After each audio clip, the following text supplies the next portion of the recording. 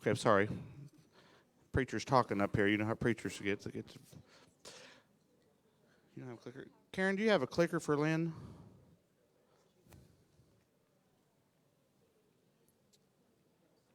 While Karen's doing that, let me speak a little bit about the Dred Scott Heritage Foundation. Lynne Jackson, as she mentioned, has been attending the Cherry Blossom Festival probably 15 years, long time. She's Cherry Blossom family.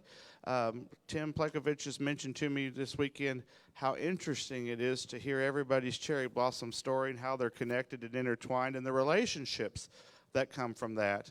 And many times there's been a delegation from the Cherry Blossom Festival that has traveled to St. Louis for events supporting the Dred Scott Heritage Foundation. And it's kind of interesting to see us all gather in a place that's not Marshfield. But we love to do that and love to support Lynn. I am proud to say that I'm a board member of the Dred Scott Heritage Foundation because I have seen firsthand the work that Lynn does to keep the legacy of her ancestor alive and to take it a step further than that, to do reconciliation, to teach history, to bring healing. Lynn is a beautiful person inside and out and has a great appreciation for history, and she's worked hard to put together this panel today. Without further ado, would you put your hands together for our good friend Lynne Jackson? Okay, I guess we're on. It feels funny not to have something in my hand. Well, anyway, thank you guys for staying and for being here today.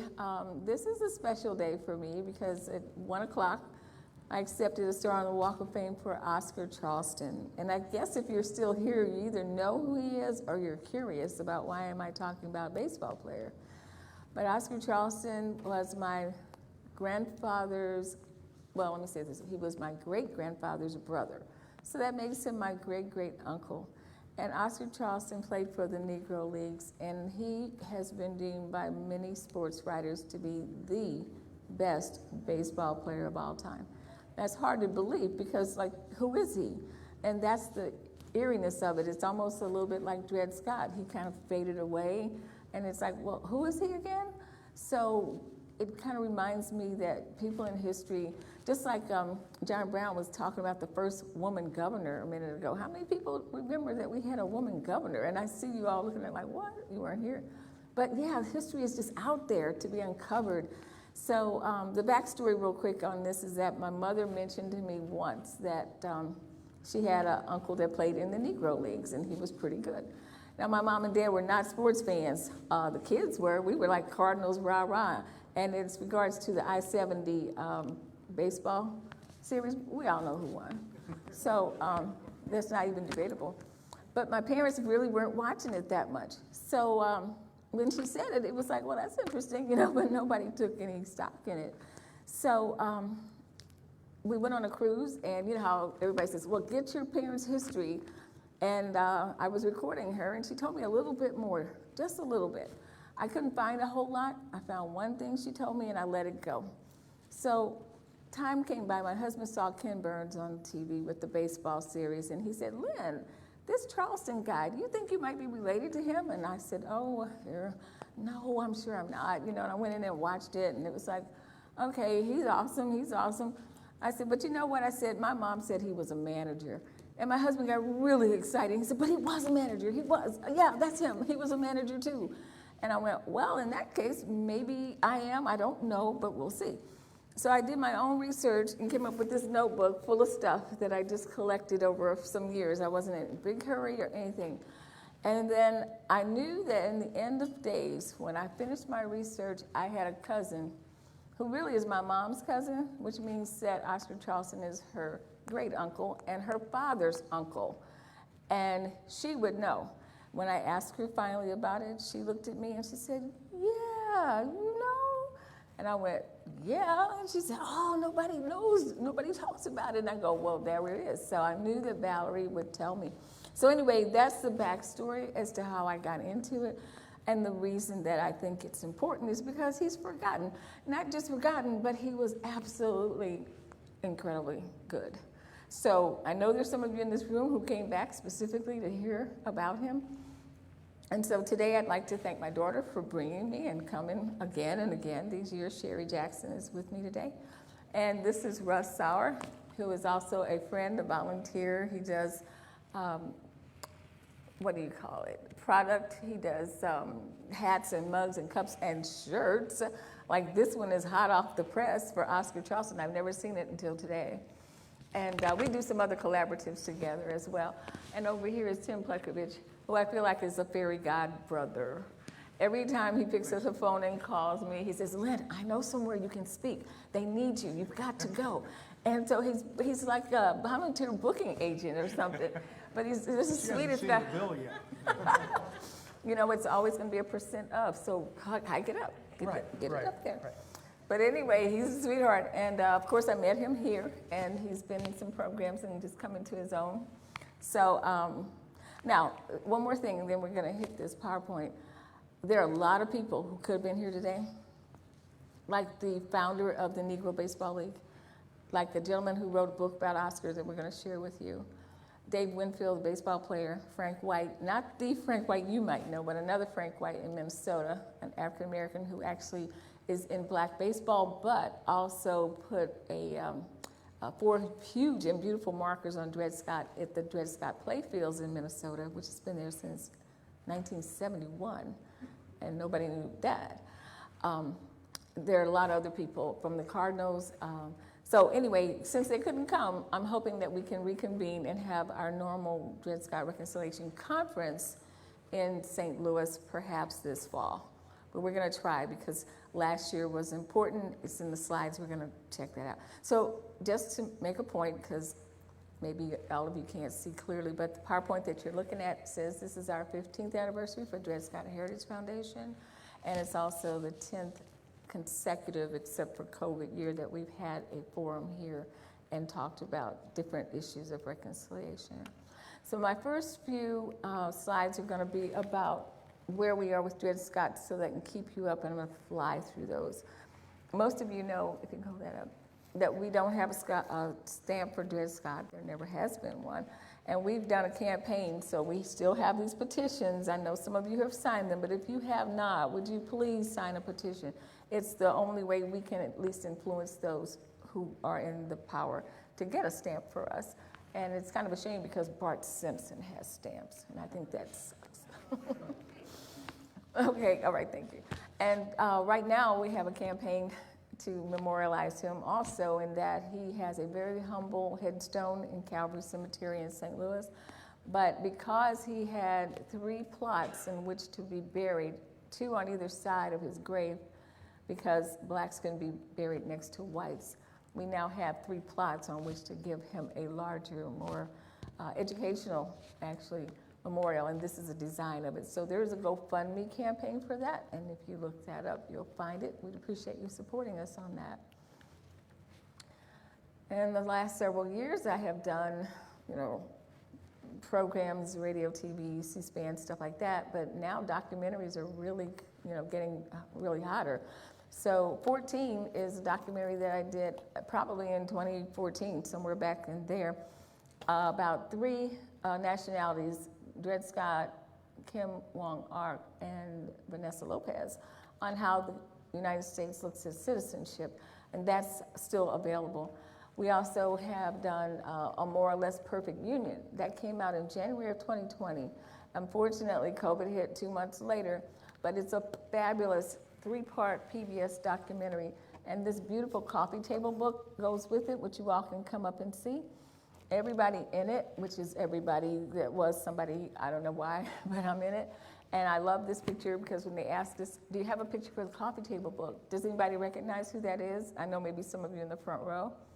I'm in Constitution Statuary Hall in Philadelphia, and I'm standing next to James Madison, the father of the Constitution, they call him, because my maiden name was Madison. So I thought that'd be kind of a fun thing. So it ended up in this coffee table book, and the book is just fabulous. It's also available at Barnes & Noble. So last August, I was asked to be in another documentary called Amend, and it's on Netflix right now. Will Smith and others produced it. He narrates it. It's fabulous. If you really like history and you want to put this whole picture together about America and slavery and the war and everything, you really should watch it. It's a 6-part, And they took a small clip of something I did with Charlie Tawney in Virginia and asked if they could use it. So that was really nice, but the whole series is fabulous. And then I just filmed one in Chicago a couple weeks ago for a president, but I can't talk about it yet. I read the fine print. All right, so another thing we're doing is reading. We're going to teach people to read, and we have a literary program for literacy appreciation, and it's called Reading a Civil Right. You can find that on our website. A big thing that's going on right now, and with you guys being in Marshville, you probably have seen or heard of it in the Missouri Columbia, I think it's called, newspaper, where we are getting some serious traction on SRC, I say it wrong every time, SCR 3, which is the Senate resolution, and then there's House resolutions that were sent forward, and they are condemning the Missouri 1852 Dred Scott decision, which said that times are not as they once were when we used to rule on these matters of letting slaves have their freedom, and so we're not going to let Dred Scott be free. And after 6 years of fighting his battle, the Missouri Supreme Court just said no, for no reason, even though they had precedents. And so they also said that they were willing to suffer the consequences of slavery within our borders, and let that one sink in. So after that, years went by, and everybody thought the big case should be overturned, and the 14th Amendment did that. So this is the one that needed to be addressed, and is being addressed. So watch your news, because I'm thinking that between at least May and no later than August, the governor, I hope, will be the one that signs that into reality, and we will be done with that ruling. Okay, quickly, the DAR are very kind to me. I have received their Medal of Honor from the National President. Last Saturday, I received the National History Award Medal from them, and then also the Webster Groves Women in History Award. And this is all very humbling, because they really appreciate it. If you don't know the backstory, ask me sometime, because it's really fabulous about them turning around from being women who were known to be racist in the past as late as 1939 up till now. So while we're here talking about Oscar Charleston, Dred Scott is being represented at the Oscars today and tomorrow, because a friend of mine is the originator of a group called Ungun. Ungun means to unarmed trauma. Slavery was traumatic, so she felt I should be represented and they should know about what we do. YDA and Fashion Fusion belongs to Russ, actually. And is it youth design apparel? Yes. Okay, and Fashion Fusion, we're trying to get young people to understand that they can do business, they can take design, art, and other skills that they have and do something for themselves. It's pretty exciting. And another lady who is a seamstress for Disney, so she's awesome. But anyway, the four of us are being represented at a, reception? Tonight it will be the vendor night, and then there's a booklet that is in the swag bag at the Oscars on Sunday. Is the mug in there? The book, the cup? Yes. All right, so all of us are being represented, and all the stars and producers will know that we exist, at the very least that we exist, so we hope that goes well. And then in St. Louis, Give STL Day is May the 6th, so look us up on our website, and hopefully, if you will, donate to that for us. And then the last thing, I hope this is the last thing, Dred Scott was to be inducted in the Missouri Public Affairs Hall of Fame last year. I see you know about it. And so they've rescheduled it for November the 20th, and it's right down here in your neck of the woods. So I'm hoping that some of you will be able to attend that with me as we honor him yet again. So now we're getting ready to talk about Oscar Charleston. Okay. I already told you it was the 100th anniversary of the Negro League was last year, and that gave you the background about my mother. So our family tree, my grandfather's great-uncle, my grandfather's uncle was Oscar Charleston.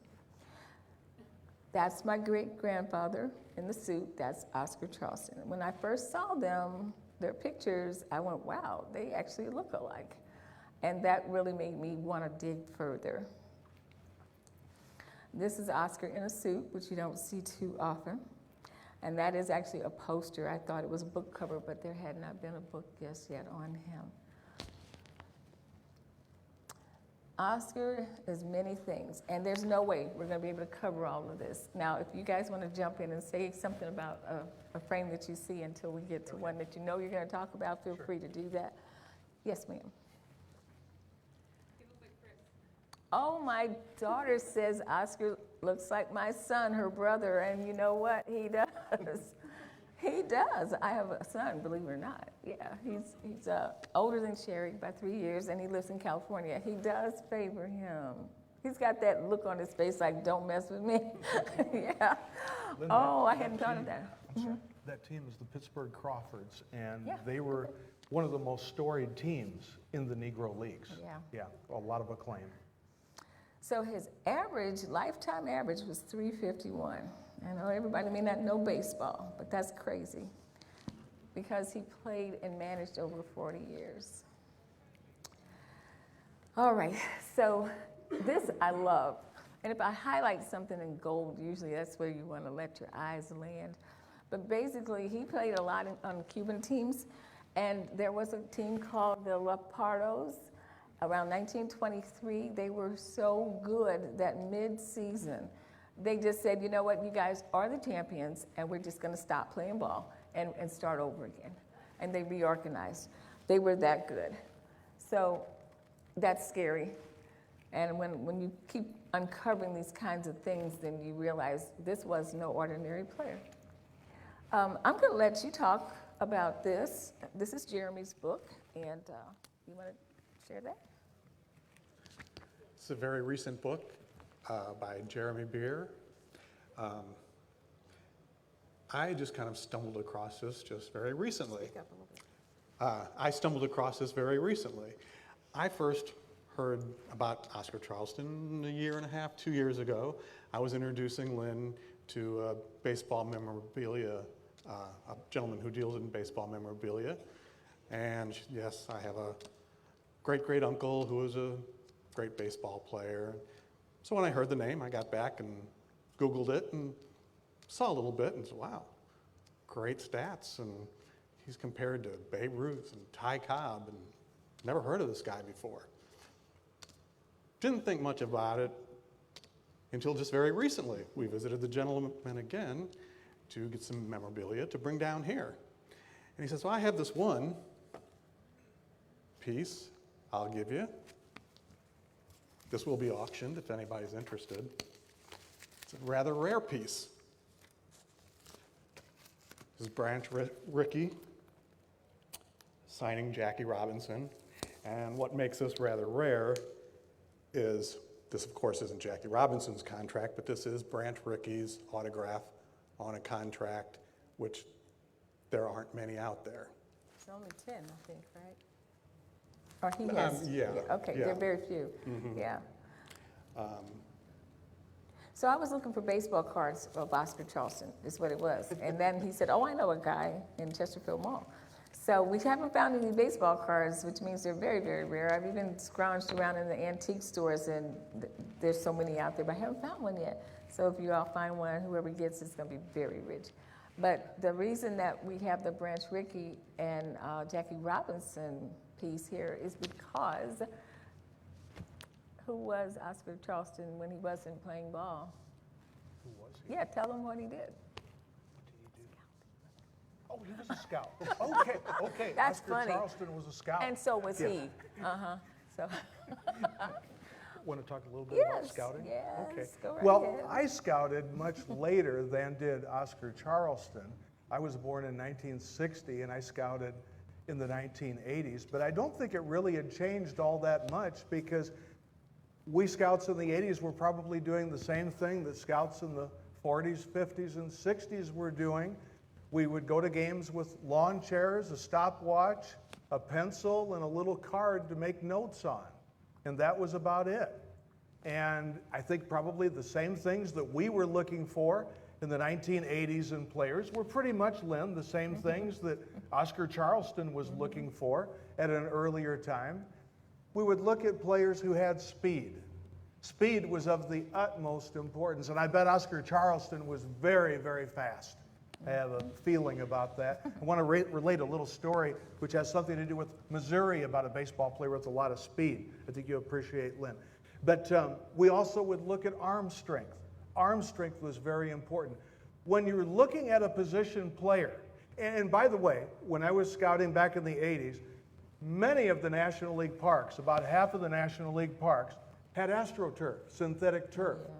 So speed was at a premium. Scouts were looking specifically for guys with really good wheels. And so the two key components when you were looking at a player, especially, Lynn, someone who was only, say, 16, 17, 18 years old, you're looking at someone who had really good speed and great arm strength, because you could teach someone to a degree how to hit. You can't teach foot speed, and you can't teach arm strength. So I have a feeling that Oscar, as a player, had great speed and a terrific arm.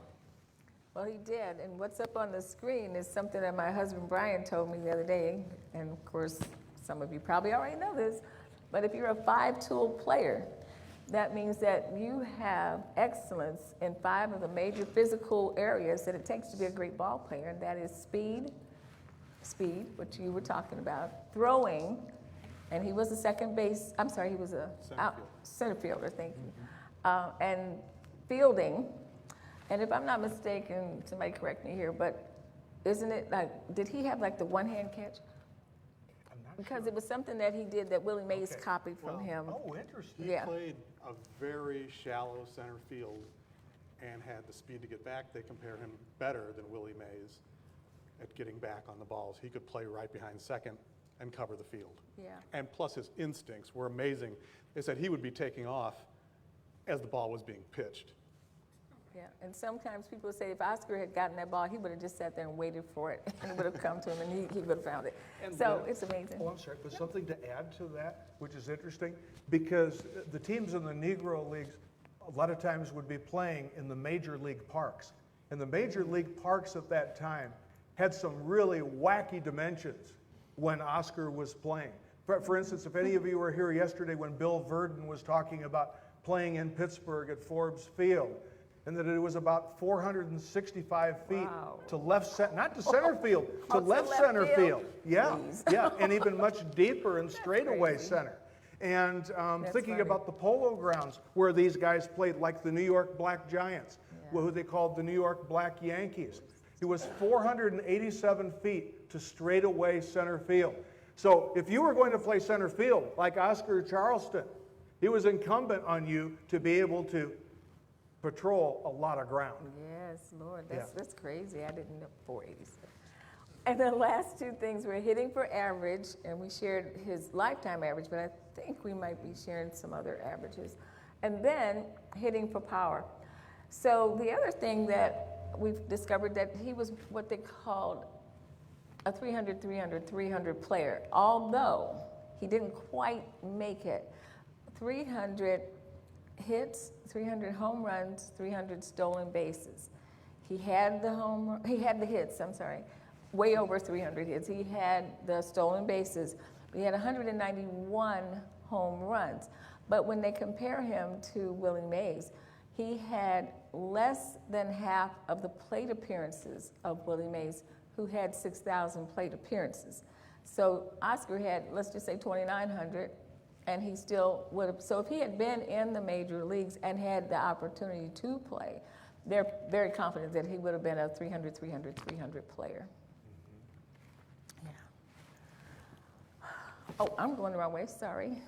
Oops. Oh, this I love. He managed an integrated team in 1943. Who knew, right? And so this was called the Quartermasters Depot baseball team in Philadelphia. And here are some of the players on his team. This particular one, they actually autographed this picture, so they signed on their sleeves who they were. And that was a real surprise, but that was in 43. He did have several wins and several champions. This is just one in 1935. They show he's on this far end in the front, and this is a championship of, I don't recall the exact team, but it's P. What team would that be? Could that have been the Crawfords, maybe? Not with a P, I don't think. Okay. Well, he had several, so I don't know which one this is, but it's a good picture, and it was one of his championships. I like this picture because it's kind of, what would you call, impromptu. It's not staged or anything. And this picture was in the Wall Street Journal. They wrote about him as a player, and he was rather colorful. Do you want to speak about his, are you comfortable with that? Well, Yeah, what? mentioning there the KKK, apparently one time being confronted by the KKK, he came and ripped the hood off the person who was confronting him. That's right. Yeah. He had a temper. He did. But he also mellowed a lot. Yeah, he was known. Well, you'll see. I think it's up here. People like to give him a rough time and say he was a horrible person and he was mean and he was something like that. But really, the author of this book, Jeremy Beer, says that that is just totally not true. I mean, he was a guy and he was competitive. And so, yeah, he had those qualities, but he was not like a thug or anything like they want to make him out to be. In fact, I think there's something here that shares what really actually people didn't really think about him. But I'm going to go back. Tim wants to comment on the bus. Yeah, I just wanted to comment a little bit about the travel It says conditions Pittsburgh. and it was Pittsburgh. It Okay, is, yeah, yes. the Pittsburgh Crawfords. You have this picture of in 1935. Just thinking a little bit about the travel conditions that they had to endure. You know, when we think about the teams in the National League today having a usually 3-game series, sometimes 4-game series, and then going to another town directly after that. These guys had a very discombobulated schedule. It was not an easy schedule. It was much more difficult to endure throughout a season than it would have been, Lynn, for a Major League ball club, because they would have been picking up a lot of games outside of their Negro League competition during the season. And so that engendered just some really, really erratic scheduling. And so the conditions that these guys would have, you can imagine sleeping on those old rickety buses as they're going down the roads, these dirt roads. Yep. You know, the conditions under which they were traveling. The Major League players didn't have to endure that. That's right. Thank you. You're right about that. Do you want to say something? Well, speaking of the conditions, is anybody aware of the Green Book? This was a book that was published as a guide for black people traveling. The conditions they had to endure. On this page, these are the hotels in Mississippi. When this was published, there were 8 hotels for blacks in Mississippi. So what these people had to endure. Now, they played against the Major League players also. In the off season, they were barnstorming, there were special events. So just imagine you're filling a stadium, you're playing against the best white players. Now after the game, they're crossing the street to a nice restaurant. You got to find something to eat. They're staying in a nice hotel. Yeah, you're dealing with this. Jeremy, just to elaborate a little bit on that more, once the color barrier was broken in 47 and in the 1950s, you still have very few African American players. But those who were playing in the major leagues on these ball clubs were not going to the same hotels with their white teammates. So even though they had integrated the major leagues, that does not mean that they were completely integrated. They were staying at inferior locations. They were going into inferior restaurants. It wasn't the same. That's very true. Yeah. Thank you, guys. Awesome. So this is Branch Rickey. We've touched on this a little bit just now, but Branch Rickey actually, I'm going to say covertly, because we just got this book, so he'll probably correct me. This guy, Jeremy Beer, is amazing. He is really amazing. I thought it was going to be a little book, something, you know, like maybe like this. And this book is like 450 pages long about Oscar Charleston. So Branch Rickey, I found out, wanted to have, obviously, some African-American players. He saw how good they were. He didn't understand. His story by itself, we could do a whole day on. But he hired Oscar with him reporting to someone else. And so when he went out and scouted, he was scouting the Negro Leagues. It would have seemed conspicuous to some people to have a lot of white scouts sitting in the black stands. And so this way Oscar could do it. At that time, he had become a manager, and he was a player manager, but as a manager, he would definitely be sitting out looking at games. But unbeknownst to many people, he was doing just like you, Tim, taking notes and, you know, making observations and recommendations. And even though there is something that indicates that there was a reporter who actually recommended Jackie Robinson, it's also sounds like Oscar and him might have talked about it because he had something to do with Jackie Robinson being recruited by Branch Rickey. So, you know, we're still trying to get those facts exactly straight. I don't want to misread that, but he definitely was right there in the mix of getting that done. Branch Rickey at this Absolutely. juncture? Go right ahead. Well, just something that I wanted to mention too about Branch Rickey, and probably many of you are somewhat familiar with the story, but I think it merits just a brief interruption to repeat it if you haven't heard it. He was looking for the ideal person, African-American player, who would be able to take the strain of all of the bigotry with which he would be confronted. And so when Branch Rickey met with Jackie Robinson initially, he uttered every conceivable epithet at him. Wanted to see just how much he could take. And he said to Jackie Robinson, "You're going to have to put up with so much for 2 years, and you're not going to be able to fight back. You can't do it, or my experiment's going to fail. And then there won't be other Jackie Robinsons who come into the league." So he knew that he was going to have players at first baseman just as an example, who were going to be intentionally spiking him. You know, this took very, very special character to be able to play at that time and be the first person. And imagine, Lynn, what it was like then a few months later when Larry Doby signs with the Cleveland Indians, and he's not getting the same attention that Jackie Robinson is, but you can be sure that he was being spiked like crazy and being treated horribly in the American League. We can't imagine what these players went through. Yeah, it was hard. And real quick. Well, Go as far ahead. as the scouting, that's one of the things that Branch Rickey was looking for in Oscar also. The talent, that was one thing. There were a lot of players who had the talent, who could make it, but he also needed to get the inside story on these players. They had to represent their race. If they made a mistake, It was over. you know, it was exemplified. Yeah. The beliefs of the inferiority of the African-American baseball player. They were inherently inferior, athletically and intellectually. Weak abdominal muscles, little endurance, prone to cracking under pressure. Even people who weren't necessarily really bigoted, that's what they heard. They didn't know. They didn't have a friend that was black. So it was ingrained in the culture. And they were breaking the entire culture of a nation. Yeah, excellent point.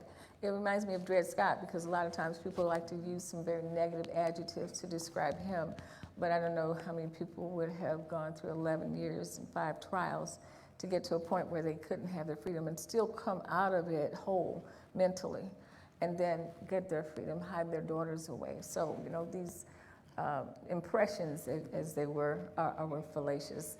I was going to say something too about Branch Rickey, but now I forgot what it was. But I do know that, I know, Chadwick Boseman played Jackie Robinson, if you haven't seen the movie 42. And you all know that that's a young man who just passed away who played Black Panther. And his personal character was pretty awesome too. So I think that was a wonderful choice for them to actually have him represent Jackie Robinson. But that was a time when we were totally, truly tested, and those who came forward represented, and I like that word that you used. Oscar is in the Hall of Fame in Cooperstown and has been since 1976. At the time, there were only 7 Negro players incorporated there. Now, a lot of people say, oh, he was in the Negro League's Hall of Fame. No, he's in Cooperstown. And so we'll get back to that in a second, too. You guys know who that is? Yeah, that's our buddy Rob Raines. And Rob and Sally were at the ceremony when I got the medals last Saturday, so he definitely wanted to do that. And you know, they just whipped off a big article and put it out there. It was all cool. And they went back and talked about Dred Scott again and Oscar. So they're awesome. And they just couldn't be here today because they, if you don't know it, are being honored as the Citizens of the Year in the community where they live, and highly, highly deserved. So I'm sorry they're not here, but I'm happy for what they're doing. Okay, this song, Tina Turner, Simply the Best, simply better than all the rest. It just keeps playing in my head. My daughter's going to correct me. Did I say something wrong? It's called The Best. She always corrects me. Your kids do that too?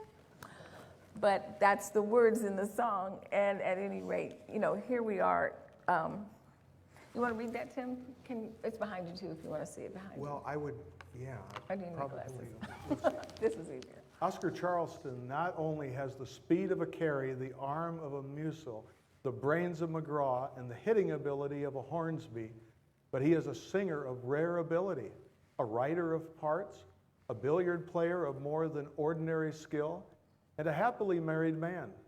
Charleston is a rare specimen of one upon whom the gods have smiled in affable mood.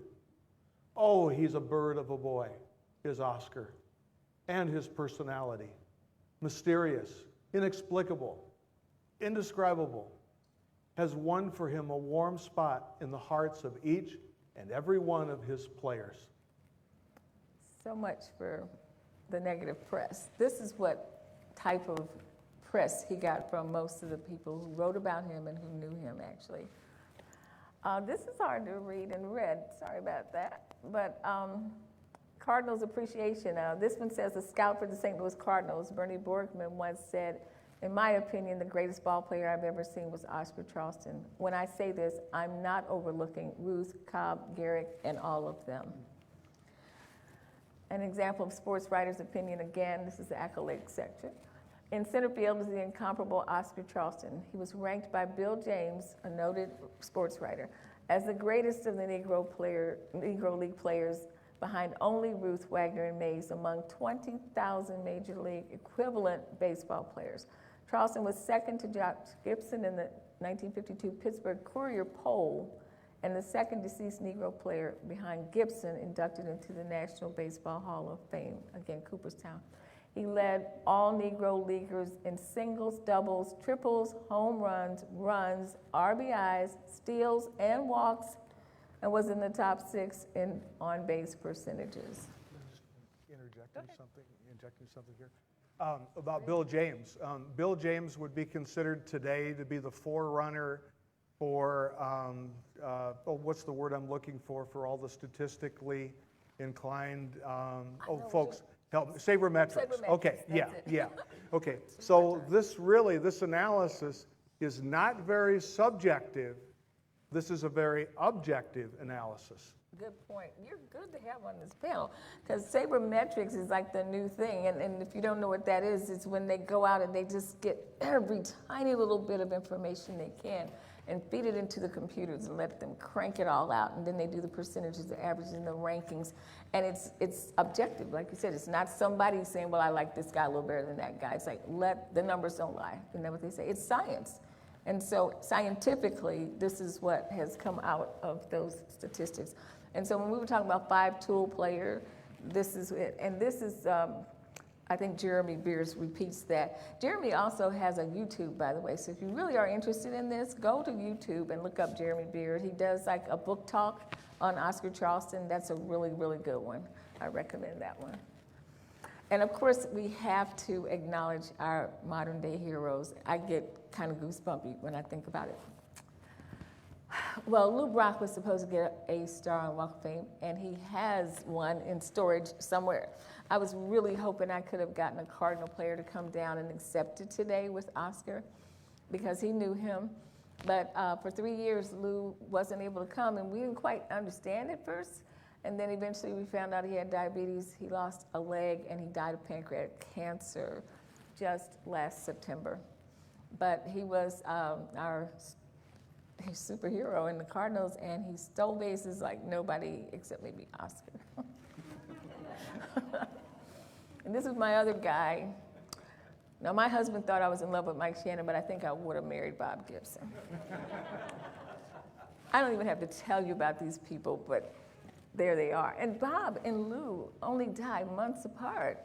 He died in December, just December of 2020. And I couldn't believe it when I heard the news. One day, it's this guy, the next day, it's that. And then lo and behold, we lost Hank Aaron as well in January of this year. So these are the men who pretty much were like at the end of the era and got into the major leagues. And so they knew when they saw, all of them they were like 81, 84, and 86 years old here when they died just recently. But those are our baseball heroes, among others, but I definitely had to mention them. Now, Oscar Charleston is being honored, and he's starting to get, but now I don't remember, I did look this up, what year they had this park for him, but this is in Indianapolis where he was born. So there is an Oscar Charleston Park there. I have pictures of it. I found them on the internet, but it was good to see that his hometown recognized him. He was also, that's him on the right with the bat perpendicular. PNC Legacy Park. It no longer exists, which is sad because they had Negro League players there. And there was some controversy, why did you take them down? And they said, well, you know, there are other people we need to put in. If we do statues, we can't keep building statues, so they're hanging bats for them instead. You know about this? You want to say anything about it? Okay. And so the statues, I think there's a foundation that I think was trying to buy them, or they were going to give it to him. Anyway, it's in limbo. I don't know. But he did have this recognition as well. And then the Negro League Museum, which is in Kansas City, is a wonderful, wonderful place to go. Also, the founder, one of the founders of this museum, was someone who could have come to our panel. Of course, we need more than an hour. We're going to have all those wonderful people here. But Oscar's back there in center field. They have a diamond in the center of the museum, and they have their top players on the field. And I did get to go there, and I hate to tell you, I didn't even know it existed. My brother lives in Kansas City, and so when I found him, and if you'll look, my hand is like this, because they said, do not touch these statues. So I went, this is as close as I can get, guys, but this is it. So it's a fabulous place to go to. And baseball runs in the family. I actually did get to throw out a first pitch once at the Busch Stadium, but it was for Dred Scott Day at the park. And so I know Oscar would not approve of my form, but I used to work for Brian Cave Law Firm, and my staff, I had like 40 people, and the guys on my staff were going, now, Miss Jackson, don't you go to that stadium and embarrass us. This is how you throw the ball. And they were giving me little lessons. So I was really under the gun not to throw it to first base. With the correct foot, yeah. Or did I lead not off too bad. correctly? Yeah. That was me. That wasn't the kids that told me that. Well, you're a scout. Oh, you're going to scout me? I think it's a little late for that. So again, the Negro League's anniversary was 100 years, which is fabulous. But in recognition of this honor and the unfair segregation that has existed, they announced in December something totally amazing. Now, have you heard of it? Raise your hand if you know what this is going to be. You don't know what they announced about the Negro Leagues in December? Well, who says be ready to be amazed? They're going to fold the Negro League player stats into the Major League Baseball stats. And now they will be ranked fairly among all baseball players of all times. And that was just amazing. I thought about the fact that it happened in December, and I said, you know, I'm sure they were thinking, wow, we missed this whole year because of COVID. What can we do? And before the year was out, they announced the decision of something they had been considering, but this was the time. So I just think that's absolutely fabulous. There'll be many, many people who will be folded into these statistics, but they also, let me see, is it on this screen? Somewhere I read it was saying that, oh, here, I think it's here. A decision means that the approximately 3,400 players of the Negro League during this time period are officially considered major leaguers, with their stats and records becoming part of Major League history. And so that means that they are now Major League ball players. And that's awesome. Thank you. Thank you, Major League Baseball.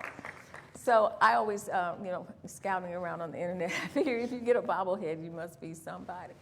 But that's an Oscar Charleston bobblehead for $30 if anybody wants one. And here we have something that I think is pretty sad, actually. This is his grave marker in Indianapolis. It says Oscar M. Charleston. His middle name was McKinley, for President McKinley, by the way. Corporal General, I guess that's infantry officer, infantry officer training school, sorry. World War I, October 14, 96, October 5, 54. What's missing? Not one word about baseball. Not one word. So he went to his grave, again, somewhat unheralded, if you will, but I discovered that in November of last year, he got a new headstone. And this is now above. Yeah, I don't know if I have two pictures, but this one is above the one you just saw. And so there's a comment on here, I've seen all the great players in many years I've been around, and yet have to see anyone greater than Charleston, said Honus Wagner. And the greatest player I've ever seen, and one of the greatest men, Buck O'Neil. And Buck O'Neil, by the way, just passed away recently, and he and Dred Scott are both in the Missouri Hall of Famous Missourians in Jefferson City. So when you tool around up there, look for Buck O'Neil and Dred Scott. An interesting thing on that grave marker also, it mentioned World War I. Well, that was his second stint in the Army. First, he enlisted at the age of 15. Right. He lied about his age, and was stationed in the Philippines. Yeah. You imagine somebody growing up in Indianapolis, poor, and now he's in the Philippines. And then in World War II, he served again, and that is when he managed an integrated team. And at that time, managing an integrated team, the ability to bring people together, that's what I found so extraordinary about him. That's a good point. Thank you. Yeah. You want to say something? Lynn, I just wanted to say something about Buck O'Neil. Sure. My first season with the Cubs was 1982, and they offered me a contract at the end of the season in August. And one day contract to scout. Okay. And one day the phone rang in September, and Buck had been with the Cub organization for a long time. A lot of people don't realize about him, but Buck O'Neil was the first African-American coach on a Major League Baseball team. And it happened in 1962 with the Cubs, long after Ernie Banks had become a Cub. But anyway, the phone rang one day, Lynn. This was in September of 1982. And Buck was scouting for the Cubs at that time. And his territory was Kansas, Missouri. He was based out of Kansas City. And my territory was going to be Illinois, Wisconsin, Indiana, and Iowa. And he said, "Tim, this is Buck O'Neil." And he said, "I just wanted to welcome you to the organization." Wow. He was the first person to do it. Gentleman. He said, "I just wanted to welcome you to the organization." And he said, "If there's anything that I can do to help you," and I think I told you, Lynn, he sent me copies of his player profiles, that he had assembled for teams.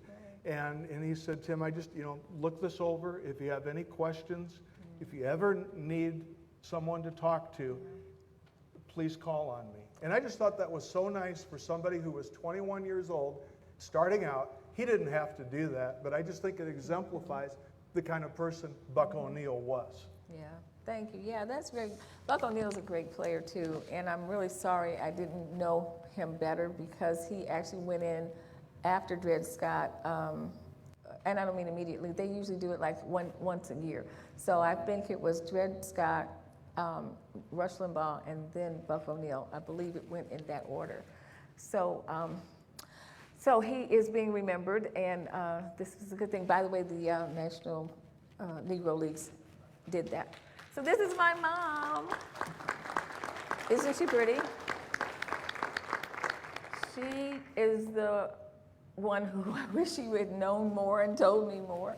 But my mother was a nurse, a beautiful person, and so she really just kind of let that sit back. I think she knew more than she told me because Dred Scott was so important. And when she married my dad, that whole family was like so well known in the neighborhoods, and she just probably felt like, oh, well, he's just a baseball player. But he was not just a baseball player, and so today we honored not only him, but my mom. So this is truly one of the all-time best, and you can visit us at dredscottlives.org because we have a lot more things to tell you. If you get the Traveler magazine, they honored the Negro League here. And there was a book printed by Patricia McKissick and Frederick McKissick. This is a couple that wrote children's books. They've recently passed on. But it was called Black Diamond, and I didn't know they had written this. So when we do our reading a civil rights program, we're going to be teaching the kids about these historical things written by and for historical people. So I believe that's the last one. There might be one more, but no, there isn't. All right, so we'll leave it there. And somebody tell me how much time, if any, we have. I hope we didn't go over. 5 minutes. Whoa. Anybody have a question? I want to thank my host family over here, guys. This is the first year I didn't stay with Mitzi Hosmer. Mitzi will be 96 this year, and she's doing fairly well. And we visited her yesterday, and she said, "Don't let them steal you." But boy, it's tough. Sherry and Shelley Arnold are our hosts this year, and God bless you. We have had such a wonderful time, even just last night. Yeah, and so anybody have a question? We got 4 minutes, I guess.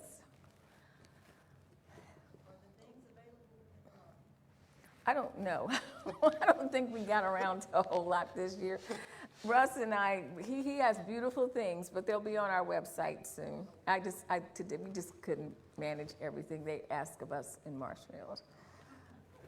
Okay, Mike, and then. All I wanted to say, Lynn, was that all three of you have just done a really, really wonderful job. And I'm so glad. Thank you. Thank you so much. Thank you. Because we have a dog recovering from surgery. Yeah. He's wearing one of my T-shirts because he's leaking all over the house. And we moved him off to stay here. He did, and I appreciate that. His wife won one of the stars on the Walk of Fame here. Isn't that Aunt Norma? This is Norma. Yeah, that's his wife. So thank you guys for that, too. Come see me when you're in Springfield. I will. And wait a minute, my other friend, where are they? Did they leave? No, Dee and Yes. John. They're from Springfield now. And Lynn, my host family as well. Oh, yeah, for that's two their- of the past yeah. years. Right, right. They are wonderful. If Yeah. anyone needs to be adopted, Ah. it would be John and Dee for adoption. Please. If we hadn't had you, we might have called them. Yeah, for sure. Oh, they're Thank you. wonderful. Yeah, and you know, there's many of you here that I know you come back all the time. Mary, she loves me. I know you do. And Darren, but you had a question too, sweetie. I was just going to mention, you showed his tombstone or headstone there with the military stuff on it. It's not a little disappointed with baseball, but I think a military headstone, they don't put any of that kind of stuff on there. Yes. What grabbed my attention was, well, my goodness, he was a veteran too. Oh yeah, yeah, And for that's sure. something in itself to be Right. proud of, of course. Oh, absolutely. There's no doubt about it. No doubt about it. Having people buried in a military cemetery, you don't have to worry about. And he wasn't in a military cemetery, I don't think. It's a military issue stone. Was it? Oh, forgive me. Thank you. Appeared to be so. Okay, because I didn't know. Yeah, thank you for making that point, and thank you for correcting me, because, you know, I'm kind of used to Jefferson Barracks. I've never seen one like that, but thank you for that. Yes? That gentleman's wife right there is the granddaughter, not great-granddaughter or great-great-granddaughter. Miss Gay. She is the granddaughter of a Civil War soldier. Okay, you and Miss Gay, all right? Right? Isn't that something? Granddaughter? Yeah. Is she related, Nicholas, to Miss Gay? We had a lady here who was a daughter of a Civil War soldier too, but you're a granddaughter. Her mother is still living. She's 90. She will be 99 this fall. So she is the daughter of a Civil War veteran. Her mother is Her too. mother. Yes. Oh, that's like the lady we had. Well, congratulations. Are you busy? Are you busy? You know? Her No? mom is. Her mom still goes bowling. She's the daughter of a Civil War soldier, and she bowls. That's funny. No, what I mean is Nicholas hasn't recruited you and you're not doing this. Hold on to your hat, you've been tagged. All right, anything else? Or time is up Just about. a last Real quick, thought, Nick. yeah. Yeah, just Very a real quick. last thought, Nick, about the legacy of Branch Rickey and Jackie Roosevelt Robinson. Had a friend, a contemporary, who was scouting for the Dodgers back in the 80s, and he had made a great sign. It was somebody who was a low draft pick. A lot of people weren't expecting him to make it. And I said to him, Bill, what made you think that this particular gentleman would make it to the major leagues? And he said, because he looked me in the eye. He said he had character. And I was thinking about, maybe it's just coincidence that this was a Dodger scout, but I think that kind of attitude was so prevalent that Branch Rickey instilled in everyone in the organization how important character was. And as Howard Cosell once said about Jackie Roosevelt Robinson, he is the most characterful person I have ever met. Fantastic. Well, thank you guys for being on the panel. Thank you all for coming, staying, and all that. And thank you, Nicholas, for having us yet again. Thank you. Let's give them another round of applause. If you'll give us just a couple of moments, we'll get set up for Richard Gatchell and Mary Aker as they visit with us about James Monroe.